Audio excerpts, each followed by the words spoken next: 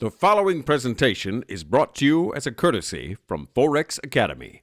This is part of our service, Become a Pro course. If you find it interesting and wish to be updated on new releases, please subscribe to our YouTube channel or join our community at forex.academy and receive all our services for free. Your like is also highly appreciated. Enjoy.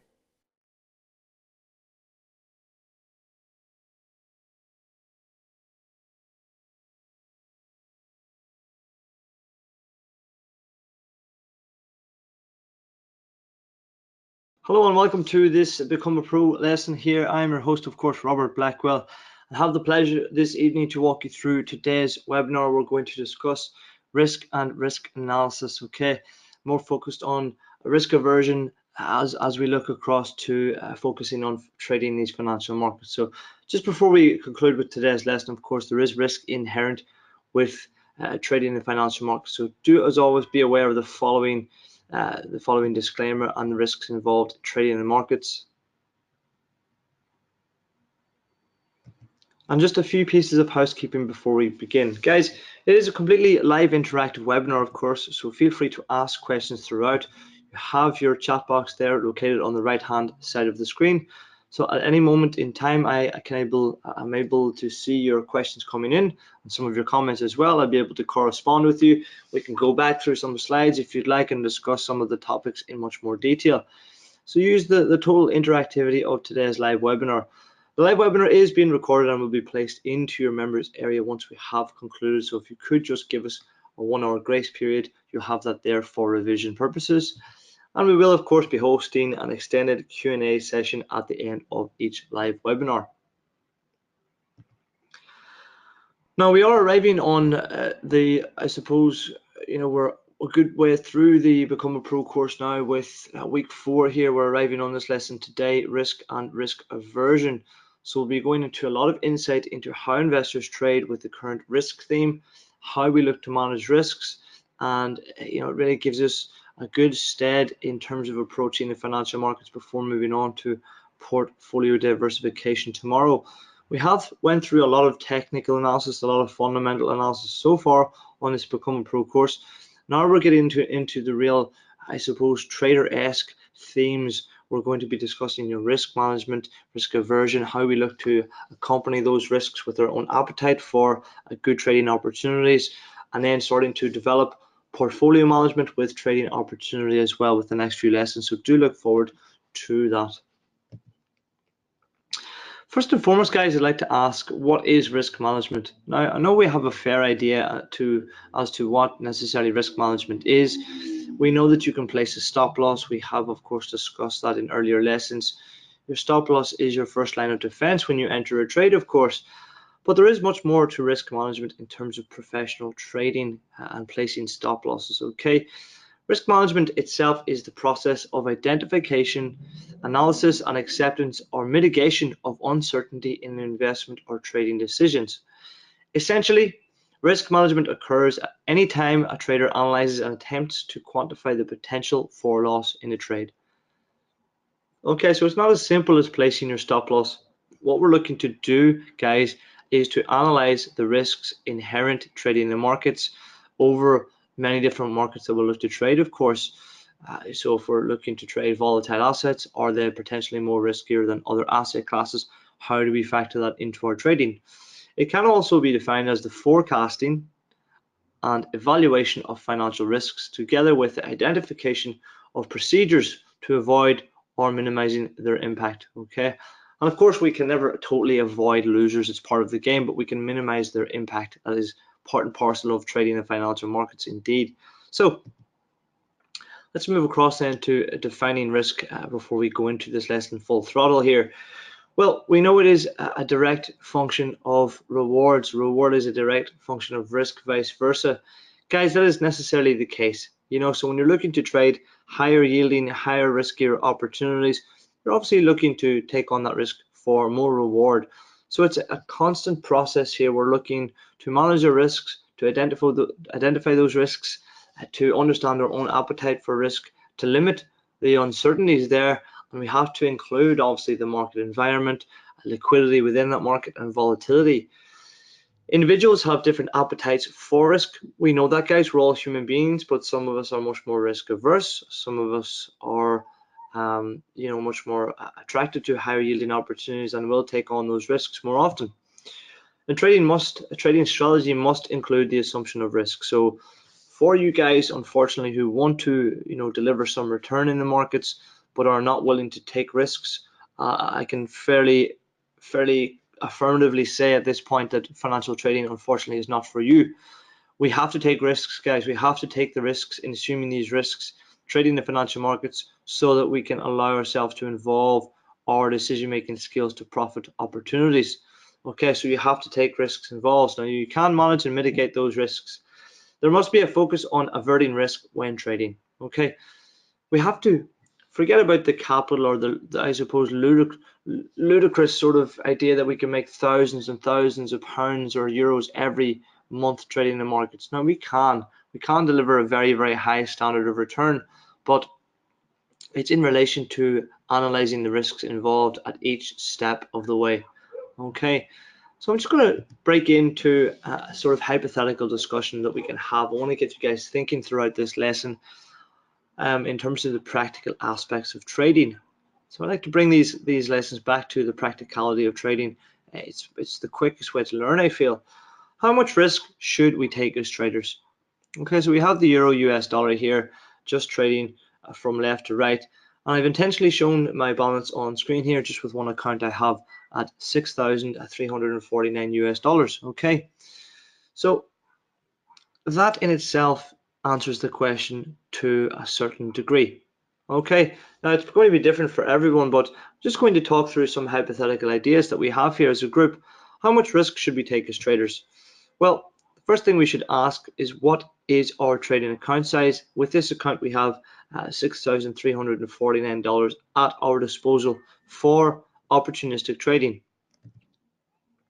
What is the analysis and conviction behind this trade? Okay, so why did I want to enter this trade? Why have I chosen this market? What point in time could I look to potentially buy or sell this market?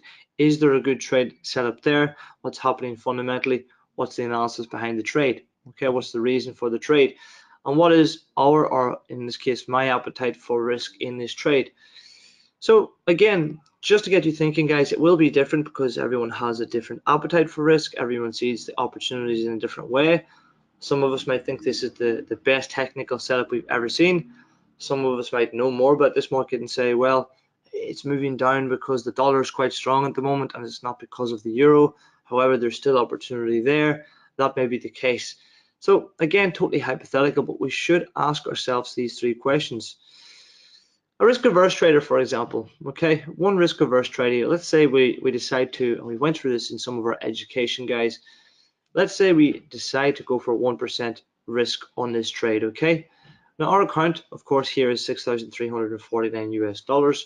That gives us a monetary exposure there of $63.35, okay? We rounded up just $63.35 monetary exposure. Okay, so how might we look to trade this trade? Well, according to this risk, we may look to, let's say, short the market at this price. We've seen the technical break, of course, above levels, which I can point out on the chart here. Let's say this is very basic analysis right here. We've broken these levels. We had this candle, which gave us some indecision. Perhaps we could have shorted this candle early, but for here, we've decided to short the low of this candle, given it's moved quite a bit away, and we're happy to try and follow this breakout to the downside. So some basic analysis there. We've shorted the market there. So what do we do, guys? We place our stop loss, and that is how we look to use our risk association with the monetary value to place the stop loss there. It's above the technical level, so if the market retraces, the reason why we got into this trade was because we were trying to trade a technical break to the downside. If it reverses, that technical break is no more, and really the signal or the idea is now invalid. So evidently, guys, that is where we're placing our stop loss, and it suits us because it's still 1% with our monetary exposure. Okay, evidently what happens to the market, guys, and I'll use a red pen for this, the market trades down and effectively shows us profit. Okay, this is our profit right here. And of course, we may look to continue this momentum. Of course, if we're still in this trade, we may look to capture profit at any of these given points, or simply move our stop loss down to capture profit as well.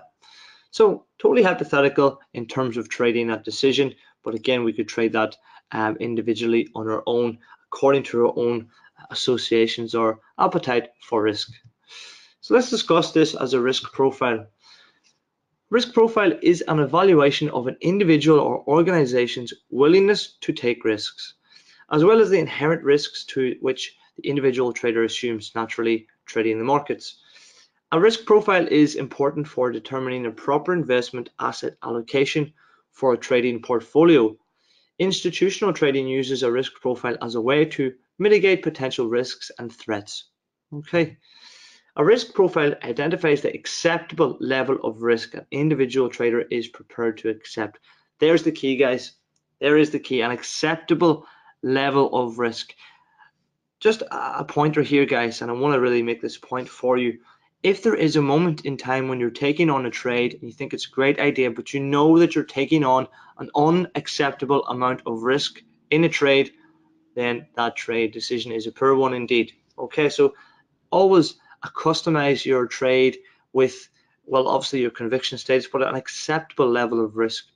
The trader's aversion to risk will shape his or her overall decision-making strategy. Okay, that's what we're looking to do there. Okay, choose an acceptable amount of risk, and the trader will use this type of aversion to risk to overall define trading strategy. Here what we have here is our risk profile, and again, this is used in behavioral economics, guys. It's used to understand financial behavior. This is how we can assess not just our risks as traders, but hedge funds, pension funds, portfolio managers, of course, asset managers, all linking to their own level of monetary exposure to the risk profile. So let's kind of walk through this in some detail. Well, first of all, we can see that we have 3 levels of risk, okay? A low, medium, and a high level of risk.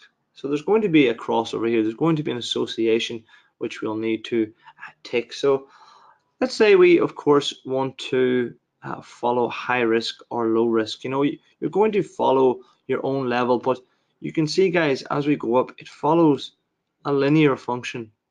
Okay, it follows that linear function here. So when we go to the top, guys, we're looking at significant actions, significant decisions we may make, okay? We're willing at a top end to provide or to give our account a financial loss of 25% on account. So that's quite significant. 25%, you're willing to lose 25% of your account perhaps in 1 quarter. That is huge. Now you may have reasons for that. You're obviously looking for high return on a big trade idea you may have, but that is quite significant. There's serious aversion from trading strategy. If you're following a trading strategy that has been working, perhaps you're at 1%, 2%, or 3% risk per trade. Effectively, you're allowing yourself here in your head to allow a loser of 25% on your account. So you're really moving away from your working trading strategy. And let's say we have a high correlation of opportunity. So we're all trading perhaps the US dollar move at the moment. That's the big trade we're trying to get on, and we're allowing 25% of our account on that trade. Now, of course, this is going to be both from a low moderate risk approach. This significance is going to be up there on the high scale in terms of risk. Okay, very straightforward, guys, but we need to fit this balance with our own skill set. So our moderate decision making or actions within this market, within the capital markets as a trader, focuses on obviously a financial loss of 12.5%, which is still quite huge. Consistent strategy with deviation. So we have a consistent strategy, but we are willing to deviate from that strategy for those upper returns, of course, but we're taking on perhaps higher levels of risk. So that's going to fit in to a moderate or medium risk actionable strategy here within our risk profile. Okay, so we're going to be within this band here, the middle band. And again, minor. Some of us might be minor traders, and again, financial loss might be limited hypothetically to 5% maximum on our account, perhaps over 1 quarter. It is going to follow, for example, a consistent strategy, and we're executing minimum 0.01 lot trades, let's say on the Forex market. So again, hypothetical. You can see the different bands here of decision making to the level of a risk assumption that we are looking to take as traders.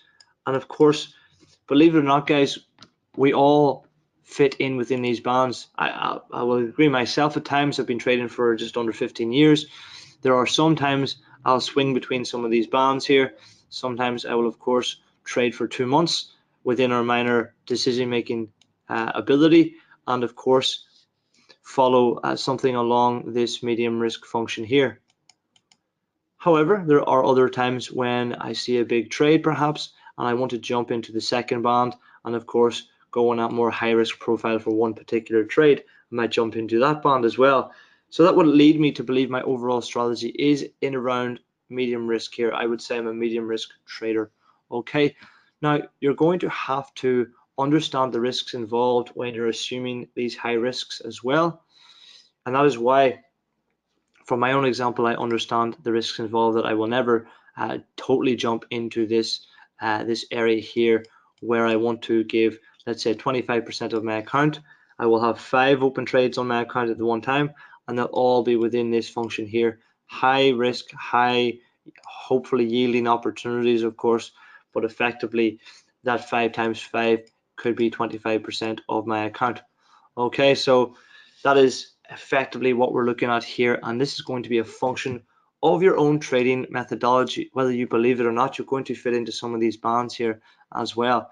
So I would advise all of us to stay within these bands, of course, for now. When opportunities arise, let's look at inflecting across to some of these bands here for very short-term opportunities. Keep it within your medium risk assumption is my suggestion. But again, people will differ. I know plenty of traders that outperform by simply trading this maybe 5 times a year, and they trade like this 360 days out of the year as well. So they do try and accompany both strategies as well in terms of risk assumption. So that's the question, guys. It's going to be up to you as you go through your education what risk profile you will assume.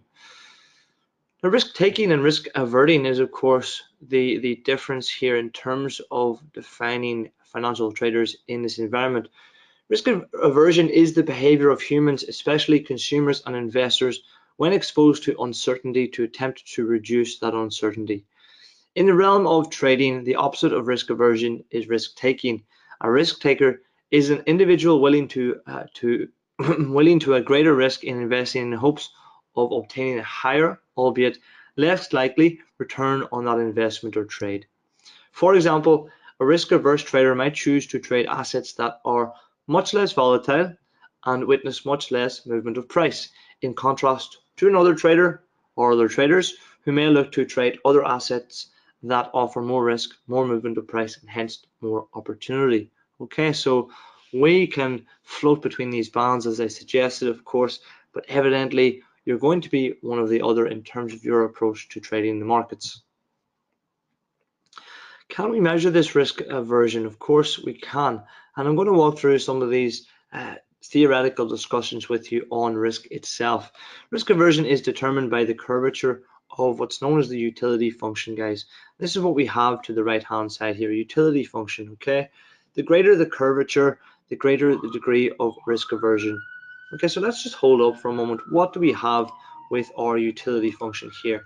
Well, as traders ourselves, or as economic agents, we value our capital on account. Okay, so we value our wealth, and this is effectively what we have on our y-axis. Some economists actually call this the w-axis as well. We have this as x here on the bottom axis. Okay, so that is effectively the wealth factor. Okay, what is the type of capital we are exposing? What is our emotion to our capital? how do we realize that capital and how do we look to protect it? Now, U is utility here. So this is effectively what we have on this axis here, utility. So, what is our utility as a trader? What is it we're looking to exploit? What are our operations and objectives as traders? What sort of decision makings are we involving ourselves in? How do we look to capitalize? So that is our utility, that is our decision making function. And this is effectively the risk averse individual here, right here. We see utility expands out from what is known as a straight linear fashioned risk neutral individual here with this curve right across the axis here. And this is what we can see just in terms of risk averse individuality. I just moved my some of my functions there. Really, we're looking at an absolute risk aversion here. Okay, absolute risk aversion is a measure of the investor reaction to uncertainty relating to unit changes in their wealth. And this is what we can see, guys, okay? Unit changes in somebody's wealth as a function of uncertainty or that uncertainty of utility. So this is our wealth across this axis. Our wealth is looking to increase. And while that wealth increases, let's say from this function right here, CE, to our next level, we are effectively looking to expand out or take less risk to hopefully move on from the curve, okay? Whereas we do need to realize that we're adding to an increasing amount of uncertainty, albeit with this function, it's going to be less than our neutral curve. Now, does that make sense? Effectively, we're at this point here as opposed to this point here. Okay, so we're looking to take risk-averse decisions with a marginal, diminishing margin utility so that we can outperform a neutral curve. Let's look at these in more function here. This will probably make it more clear for you. What we have here now again are the different risk aversions for many traders or for economic agents in their entirety. We have, of course, a risk averse individual there. We've discussed risk neutral curve there within risk neutral individual, and a risk loving or preferential risk taking individual.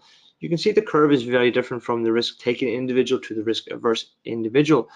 Now, what does this describe? Like I suggested, we all have an observed and regarded level of utility. That is our function as traders. That's our decision making activity as traders.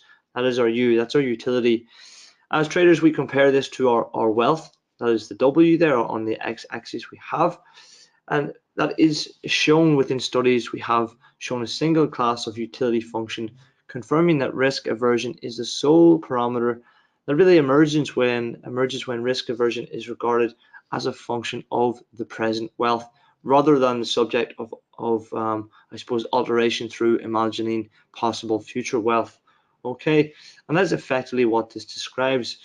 This is entirely focused on most of us here in terms of understanding perhaps risk aversion or risk averse natures. Okay, we want our wealth to increase from this point here to the second point while following a neutral curve. Okay, so we'll take this amount of risk moving, let's say, from our point 1 here to point 2. We'll take this amount of risk, and that is going to have an increase in that utility as a function of hopefully a wealth increase from the risk that we've taken.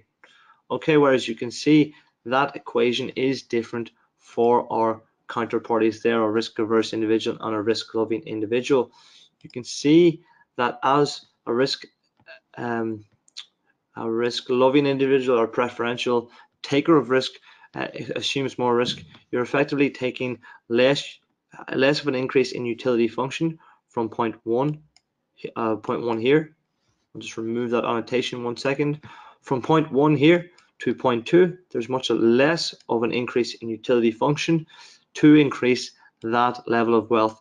And that simply reflects, guys, that we've actually taken less utility function, I suppose, in terms of that decision making, but increased the amount of wealth reflective on the amount of risk we've taken on perhaps one trade. Let's discuss then risk premia and risk aversion.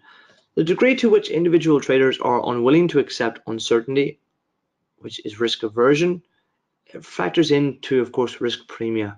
Traders and investors are assumed to be risk averse, that is, given the choice between two identical opportunities with identical expected returns, they will always choose the one with the least amount of risk. Okay, that is entirely, logical. Traders and investors are assumed to be risk averse, that is, given the choice, guys, between two identical opportunities with identical expected returns, they will always choose the one with the least amount of risk. Okay, if we consider the structure of the financial markets and accept that the bond markets and the government yield curve is our basis for low yielding, risk averse investment potential, i.e., the risk free rate of return, that's perhaps a 10-year bond which delivers a return of 2% in capital markets, then what is our assumption on trading higher rewarding financial assets, guys? Well, of course, it's higher reward. That is our assumption, and that's why we look to trade these opportunities.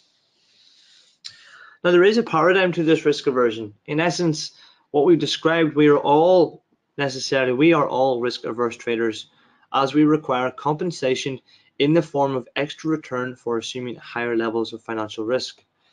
The risk-free treasury bond is not the best investment opportunity for us. No, it's providing 2% return on an annual basis. We want more.